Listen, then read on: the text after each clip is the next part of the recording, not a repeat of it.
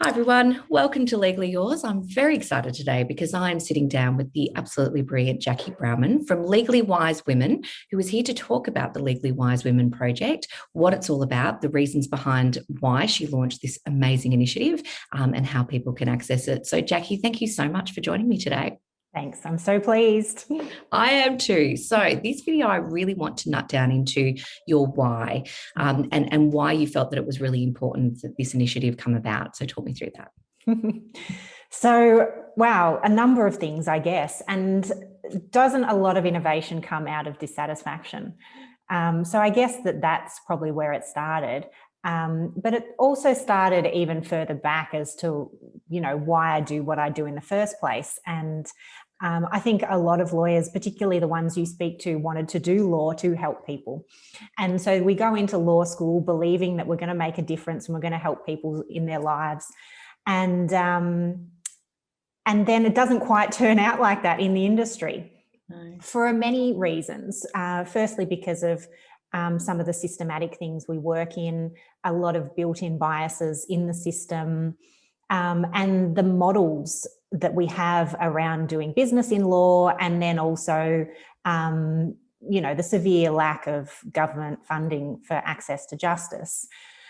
And so I've also been running my own small law firm for nearly 10 years. And I do that in a regional community because I want to provide, services to my community. And I've always battled with that access to justice component because I want to be able to serve the people around me. But at the same time, I've got staff to pay and bills to pay and rarely pay myself because I'm just doing so much for free. Yes. And so I see the need out there, and that's been grating at me for a while.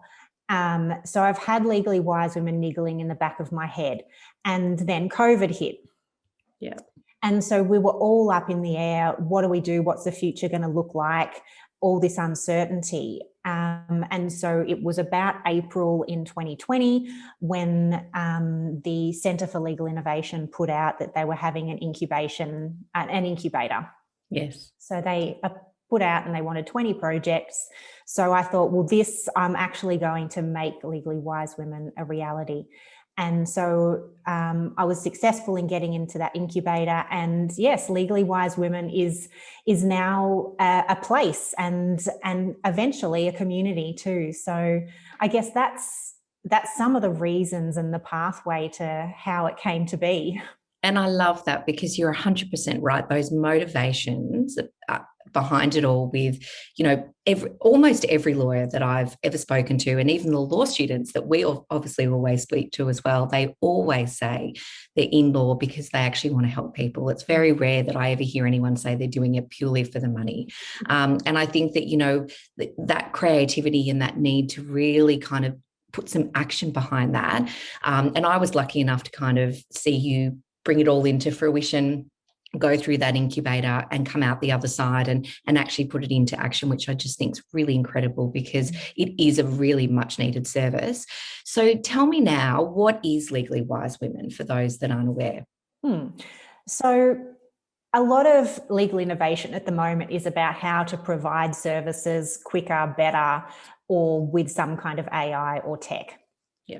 But Legally Wise Women is probably a step before that. And it's actually addressing a lot of the psychology of women who don't access legal services. So I was talking about dissatisfaction for myself and other lawyers before, but in fact, there's a lot of dissatisfaction in the community about not being able to be served and fear. Fear and for women not knowing where to go, not knowing where to start, scared about costs, scared about having difficult conversations, scared of authority as well, because, solicitors are often put up on a pedestal. And if their local lawyer is an old man that they're not comfortable with, and that is the impression of the industry that they get, and they don't understand that, in fact, as a consumer, you can look around. How are the ways that you assess a lawyer? They just don't even know where to start. And so that is what Legally Wise Women is addressing. And the other thing that it's addressing as well is the huge amount, I guess, of information that is out there, and that Google really doesn't serve as a place to start.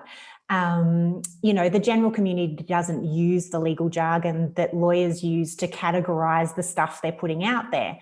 And the Google results that you get will not necessarily be relevant or even help.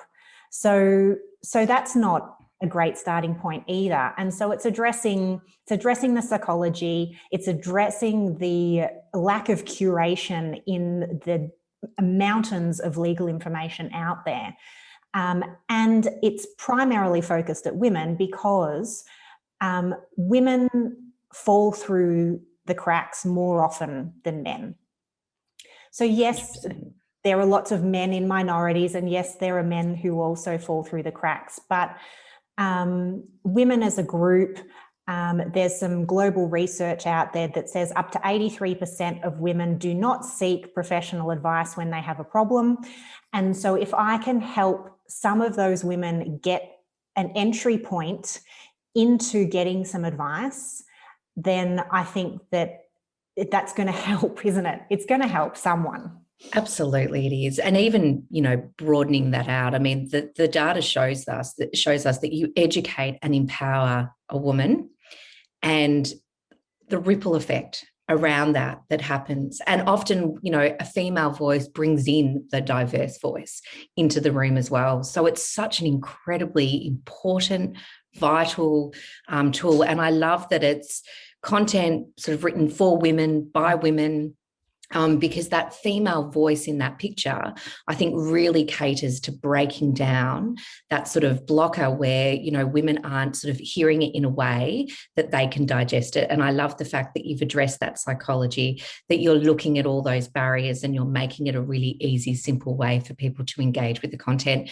Obviously, we share a lot of the same values and same passion, in the sense that completely agree Google can be useless when it comes to the legal component of trying to find those services and understand information, and really believe it's just so important that we do these things. So I'm going to stop the video here, because in the next two videos, we're actually going to break it down to see what exactly that you do provide in Legally Wise Women and how people can become engaged with the service. But Jacqui, tell me, where can people go to find out more information? So a number of places, I suppose. Social media is always a good place to start. Legally Wise Women, I'm all over those.